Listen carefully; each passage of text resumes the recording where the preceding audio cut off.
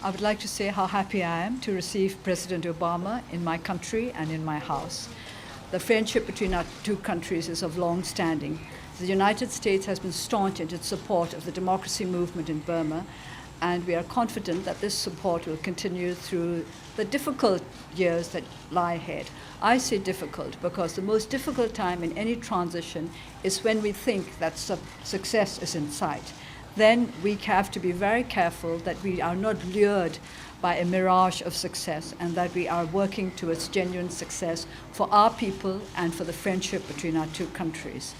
I believe that we have been able to discuss our various concerns openly, and that as a result of the President's visit to this country, the relations between our countries can only progress in the right direction. I intend fully to keep in touch with the United States government as far as possible and to make sure that we always liaise with one another on the most important matters. Now, I'm told I had 3 minutes, and I think this is about 3 minutes, so thank you all for coming, and I leave the floor to President Obama. Well, I'll try to be equally brief, although not as eloquent. I was honored to be the first president to welcome Aung San Suu Kyi to the White House. I'm proud to be the first American president to visit this spectacular country, and I am very pleased that one of my first stops is to visit with an icon of democracy who's inspired so many people, not just in this country, but all around the world. I especially want to thank Aung San Suu Kyi for welcoming me to her home. Here, through so many difficult years, is where she displayed such unbreakable courage and determination. It's here where she showed that human freedom and dignity cannot be denied. Today marks the next step in a new chapter between the United States and Burma. Last year, in response to early flickers of reform, I asked Secretary Clinton to visit this country and explore with Aung San Suu Kyi and the government whether the United States could empower reform efforts and begin a new relationship between our peoples. In the years since, we've seen some very encouraging progress, including Aung San Suu Kyi's release and election to Parliament, the release of political prisoners, the lifting of restrictions on the press, and new laws to expand labor rights and eliminate the use of child soldiers. And at my direction, the United States has responded to support these reforms, including the easing of sanctions. Now, as a former legislator myself, I followed your role in the new parliament with interest and admiration. Real democracy involves having different branches of government check and balance each other, and I applaud your efforts in that regard, particularly as the head of the Committee of the Rule of Law. In my discussions here in Yangon, our goal is to sustain the momentum for democratization. That includes building credible government institutions, establishing rule of law, ending ethnic conflicts, and ensuring that the people of this country have access to greater education, health care, and economic opportunity. And I want to make a pledge to the people of this country that I am confident we can keep, and that is if we see continued progress towards reform, our bilateral ties will grow stronger, and we will do everything we can to help ensure success. I'm so happy, by the way, to be joined by Secretary Clinton. This is her last foreign trip that we're going to take together. And it is fitting that we've come here to a country that she has done so much to support. Where'd Hillary go? Where is she? There she is. So,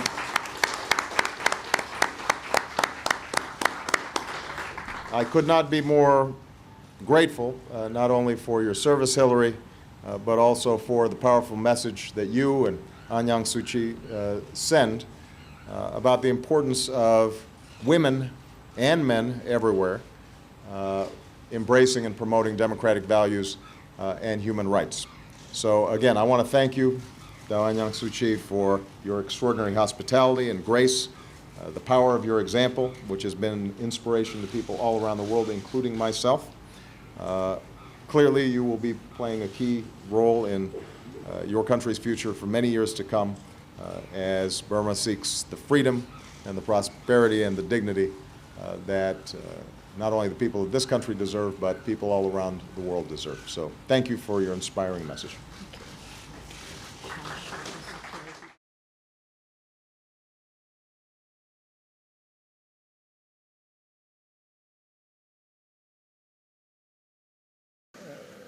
Myanmar Yangon Minglaba.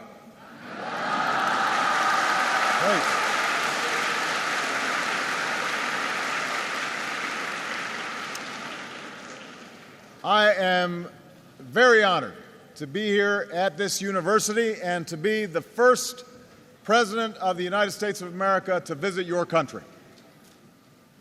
I came here because of the importance of your country. You live at the crossroads of East and South Asia. You border the most populated nations on the planet. You have a history that reaches back thousands of years and the ability to help determine the destiny of the fastest growing region of the world. I came here because of the beauty and diversity of your country. I've seen just earlier today the golden stupa of Shwedagon and have been moved by the timeless idea of metta, the belief that our time on this earth can be defined by tolerance and by love.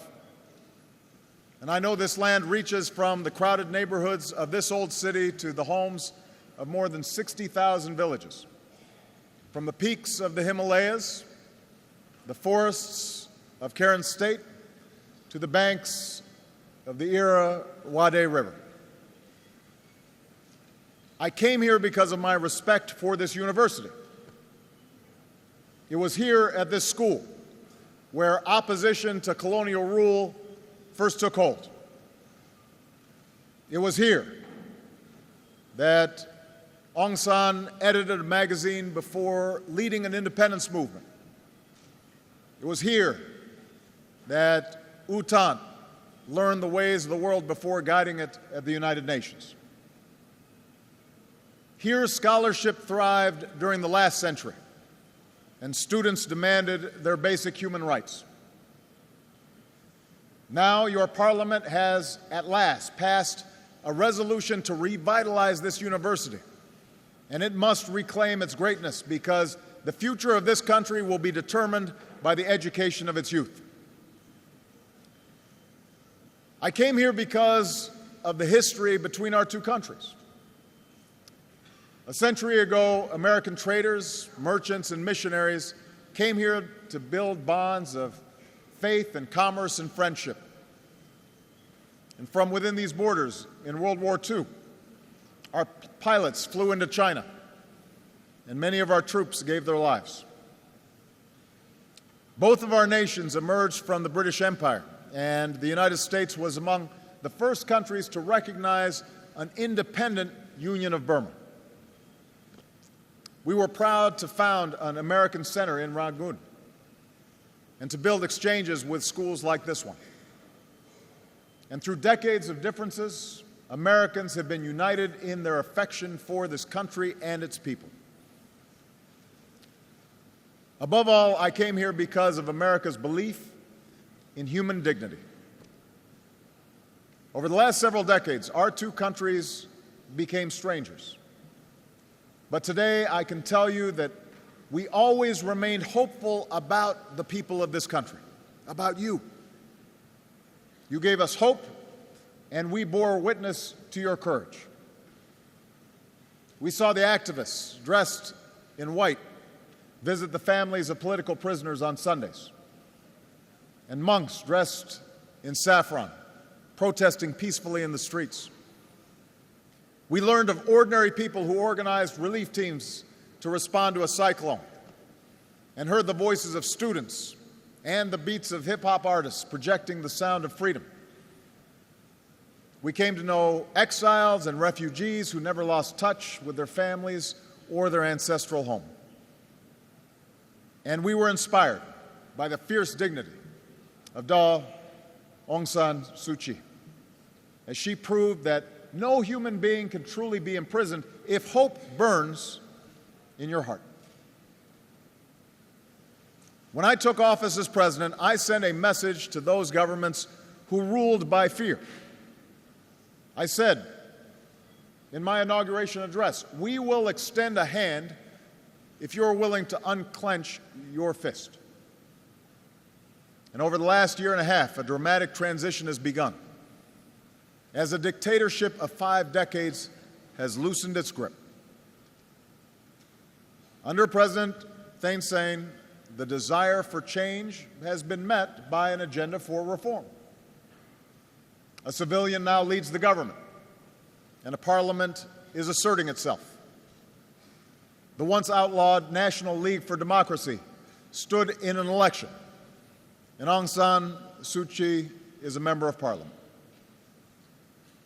Hundreds of prisoners of conscience have been released, and forced labor has been banned. Preliminary ceasefires have been reached with ethnic armies, and new laws allow for a more open economy.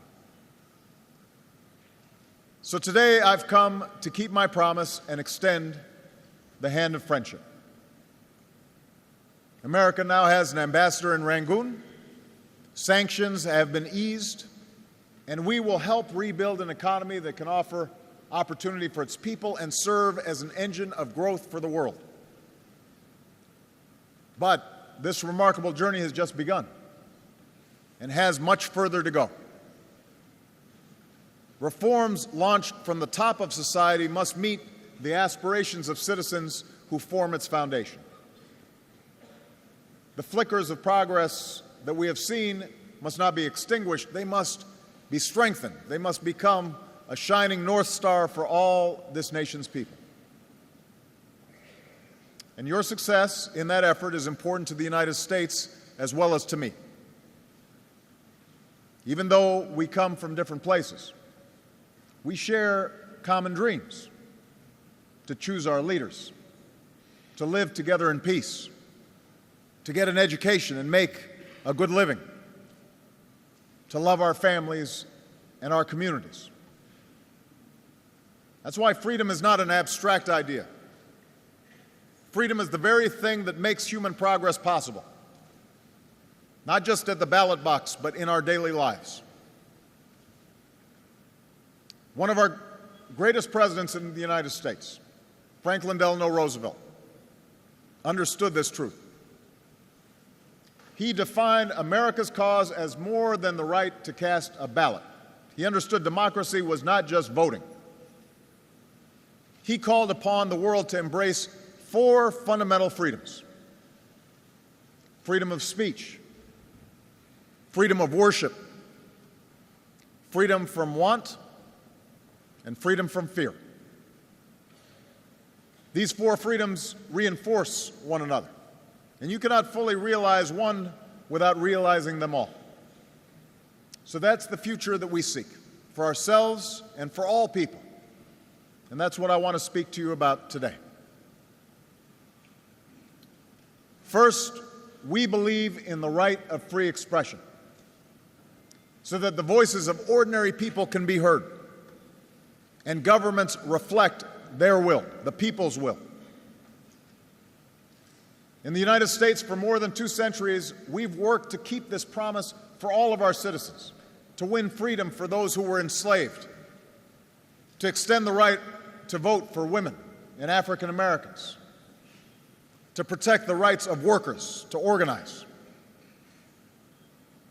And we recognize no 2 nations achieve these rights in exactly the same way, but there is no question that your country will be stronger if it draws on the strength of all of its people.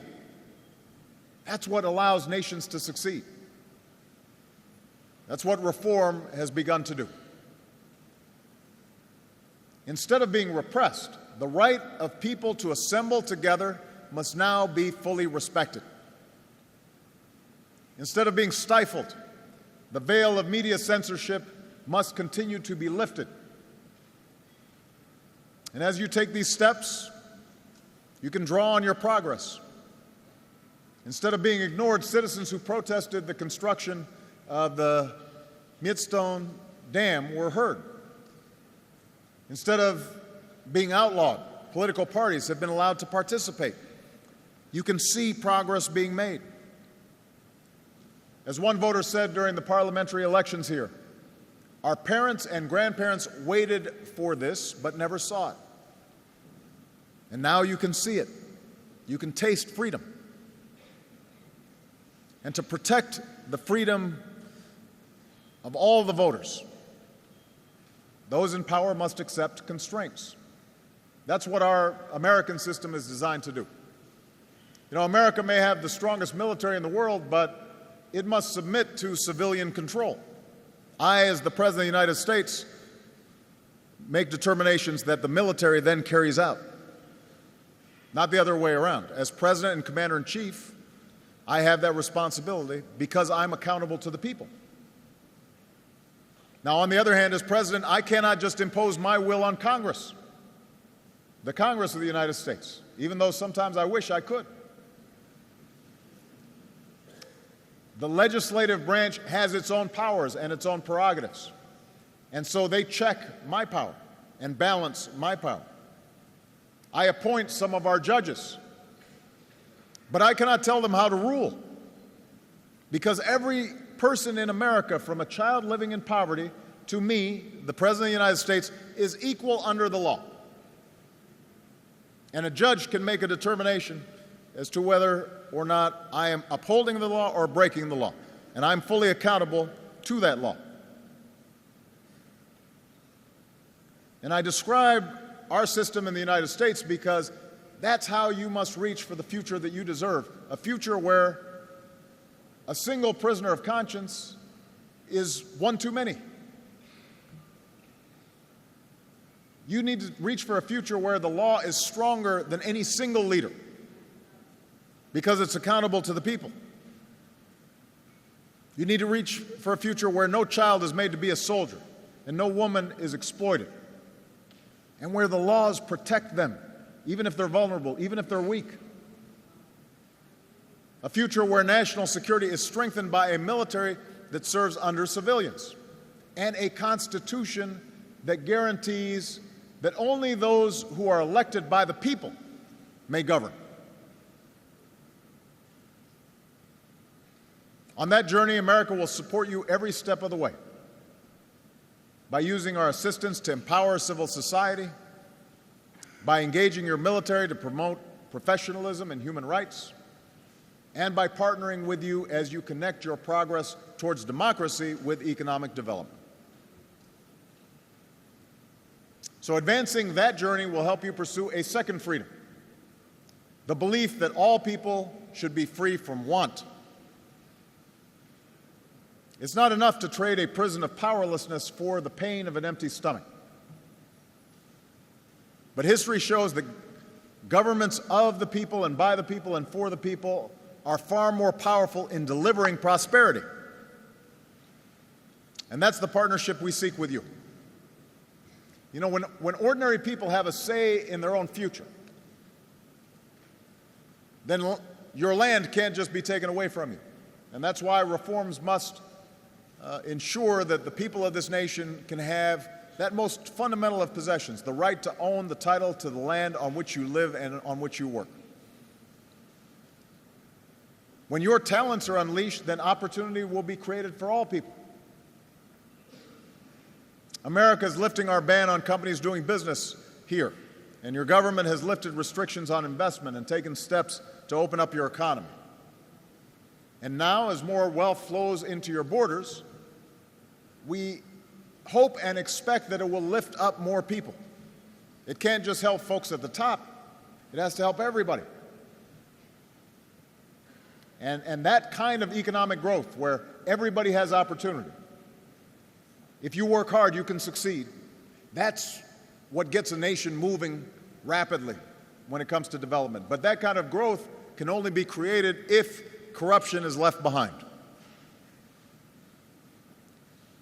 For investment to lead to opportunity, reform must promote budgets that are transparent and industry that is privately owned. To lead by example, America now insists that our companies meet high standards of openness and transparency if they're doing business here. And we'll work with organizations like the World Bank to support small businesses and to promote an economy that allows entrepreneurs, small business people, to thrive and allows workers to keep what they earn. And I very much welcome your government's recent decision to join what we've called our open government partnership so that citizens can come to expect accountability and learn exactly how monies are spent and how your system of government operates. Above all, when your voices are heard in government, it's far more likely that your basic needs will be met. And that's why reform must reach the daily lives of those who are hungry and those who are ill and those who live without electricity or water. And here, too, America will do our part working with you. Today I was proud to reestablish our USAID mission in this country, which is our lead development agency. And the United States wants to be a partner in helping this country, which used to be the Rice Bowl of Asia, to reestablish its capacity to feed its people and to care for its sick and educate its children and build its democratic institutions as you continue down the path of reform. This country is famous for its natural resources, and they must be protected against exploitation. And let us remember that in a global economy, a country's greatest resource is its people. So by investing in you, this nation can open the door for far more prosperity, because unlocking a nation's potential depends on empowering all its people, especially its young people. Just as education is the key to America's future, it is going to be the key to your future as well. And so we look forward to working with you, as we have with many of your neighbors, to extend that opportunity and to deepen exchanges among our students. We want students from this country to travel to the United States and learn from us, and we want U.S. students to come here and learn from you. And this truth leads me to the third freedom that I want to discuss, the freedom of worship. The freedom to worship as you please, and your right to basic human dignity. This country, like my own country, is blessed with diversity. Not everybody looks the same. Not everybody comes from the same region. Not everybody worships in the same way. In your cities and towns, there are pagodas and temples and mosques and churches standing side by side. Well over 100 ethnic groups have been a part of your story. Yet within these borders, we've seen some of the world's longest-running insurgencies, which have cost countless lives and torn families and communities apart and stood in the way of development. No process of reform will succeed without national reconciliation.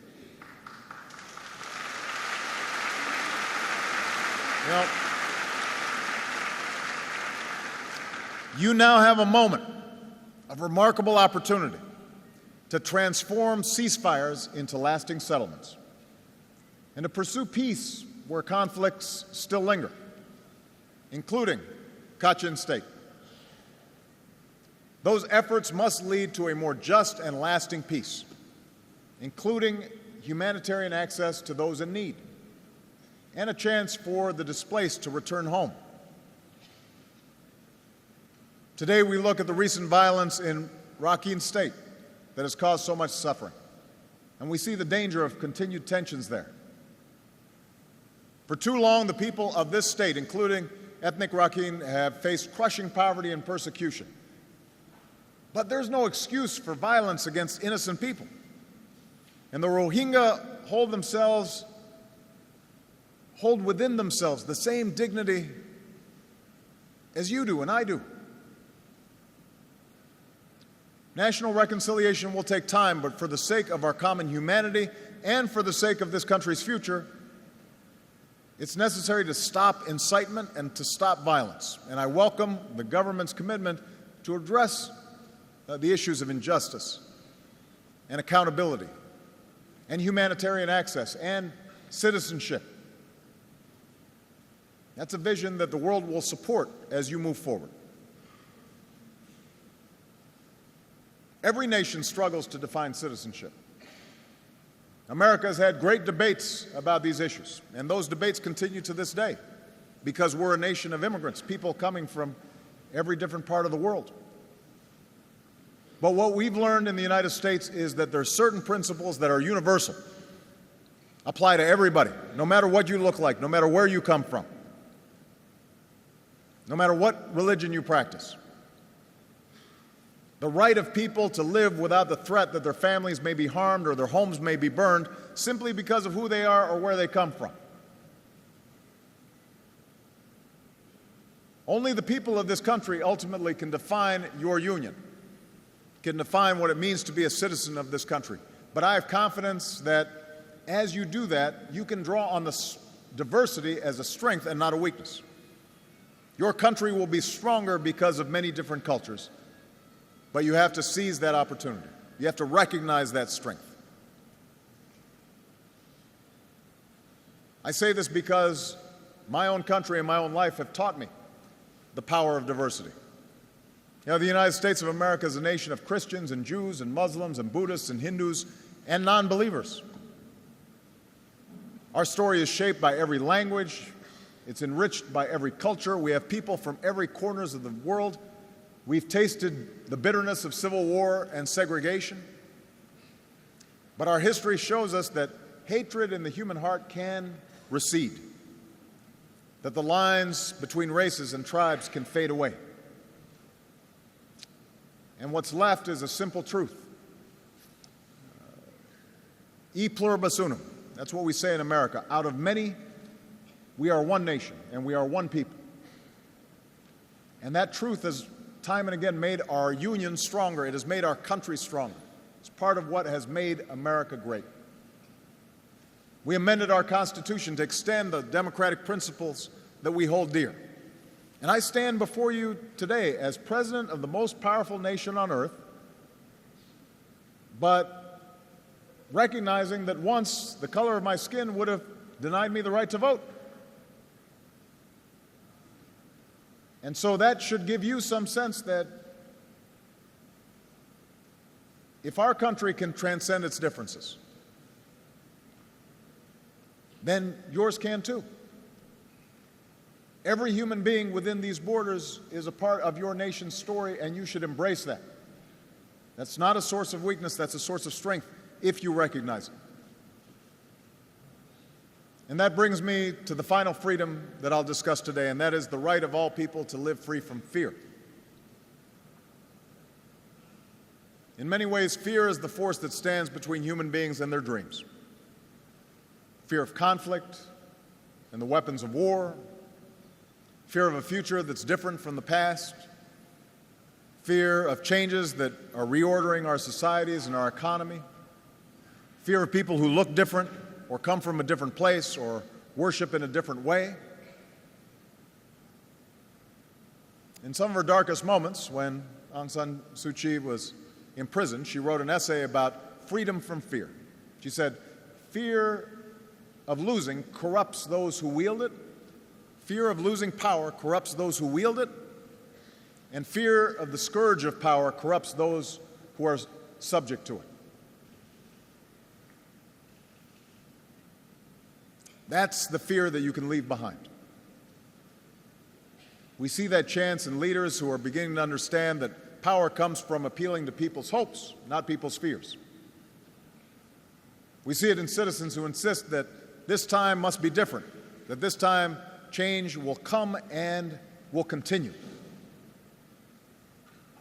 As Aung San Suu Kyi wrote, "Fear is not the natural state of civilized man." I believe that.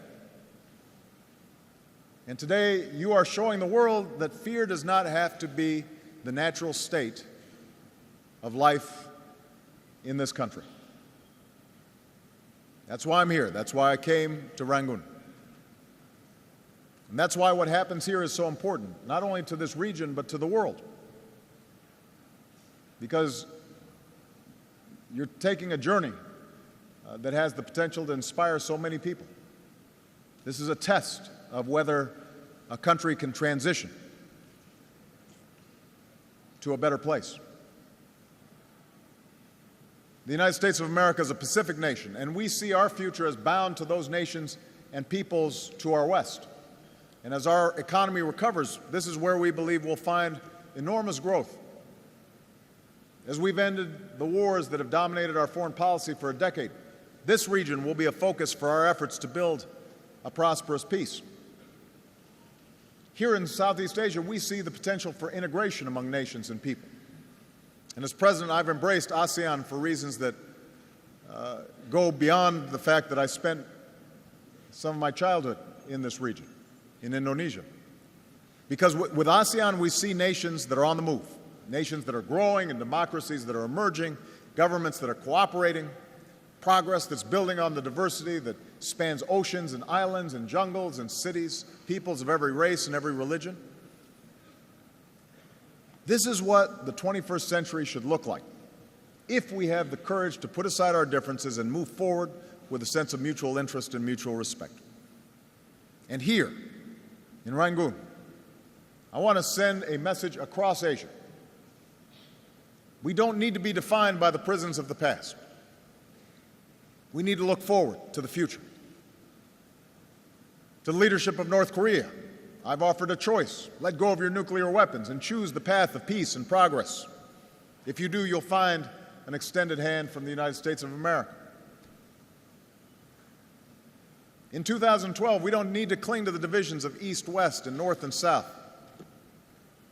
We welcome the peaceful rise of China, your neighbor to the north, and India, your neighbor to the west.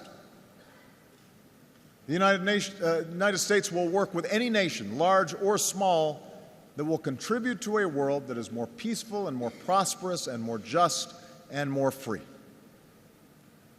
And the United States will be a friend to any nation that respects the rights of its citizens and the responsibilities of international law. That's the nation, that's the world that you can start to build here in this historic city. This nation that's been so isolated can show the world the power of a new beginning and demonstrate once again that the journey to democracy goes hand in hand with development.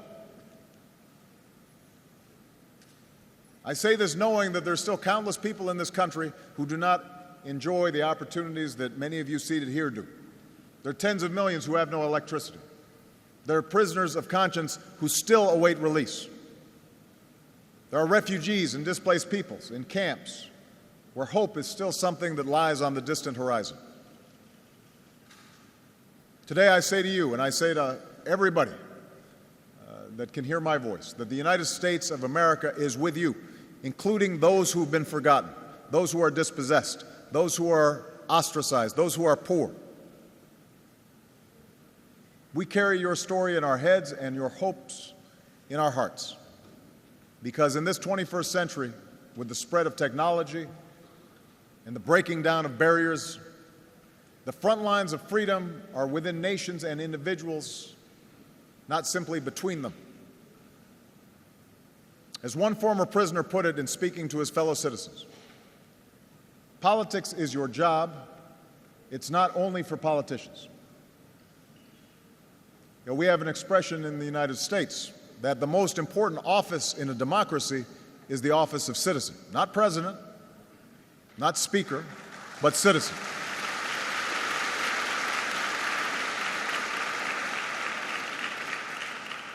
So as extraordinary and difficult and challenging and sometimes frustrating as this journey may seem, in the end, you, the citizens of this country, are the ones who must define what freedom means.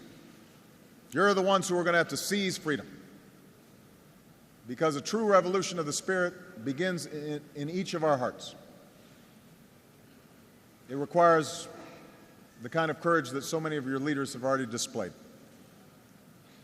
The road ahead will be marked by huge challenges. And there will be those who resist the forces of change. But I stand here with confidence that something is happening in this country that cannot be reversed. And the will of the people can lift up this nation and set a great example for the world. and you will have in the United States of America a partner on that long journey. So, Jesutin Bade. Thank you. Thank you.